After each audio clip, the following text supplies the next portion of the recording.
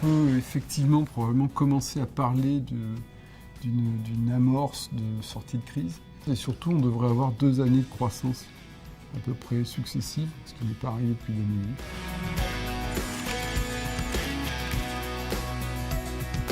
En dépit de cette sortie de crise, on est quand même dans un marché de l'emploi extrêmement difficile, tendu.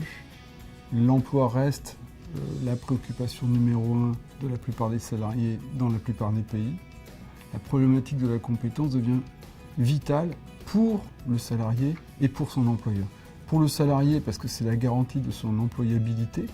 Donc la question, c'est effectivement comment faire en sorte que j'ai des compétences qui se maintiennent, soient adaptées aux besoins de l'entreprise.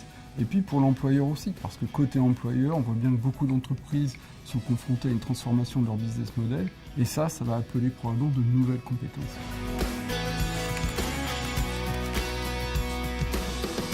Aujourd'hui, le temps de travail n'est pas une préoccupation numéro 1, mais c'est en revanche quelque chose qui est en train de croître. Le temps de travail est effectivement une préoccupation grandissante. On bascule dans le monde du digital, on bascule dans un monde où la frontière entre vie privée et vie professionnelle est de plus en plus floue. Mais il ne faut pas se tromper, les salariés ne sont pas forcément critiques par rapport à ça, ils sont plutôt positifs. Quand on regarde dans l'enquête, ils disent très bien que globalement, ces nouvelles technologies leur permettent de mieux travailler qu'auparavant. Pourquoi le temps de travail devient aussi important? Parce qu'il y a un phénomène de concentration du travail sur les plus qualifiés. Et donc, les managers, alors plus on monte en qualification, plus le temps de travail devient un sujet.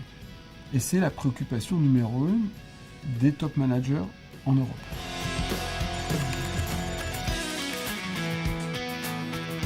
L'attente de prise en compte individuelle et puis de ces nouvelles organisations de travail, tout ça, ça va créer un sujet absolument majeur qu'on va traduire quelque part autour de la notion de bien-être au travail.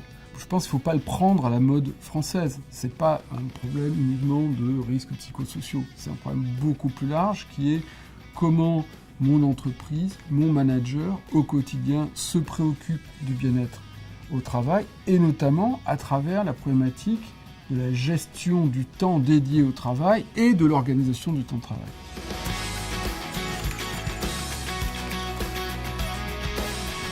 Les pays qui s'en sortent le mieux, c'est plutôt les pays, on va dire, du Nord. Alors, même si c'est un peu abusif, mais disons que quand on regarde l'étude, très clairement, la Grande-Bretagne, l'Allemagne, la Belgique, la Suède, sont des pays où les salariés sont beaucoup plus positifs à l'égard de leur bien-être au travail que l'Europe du Sud, et notamment que la France.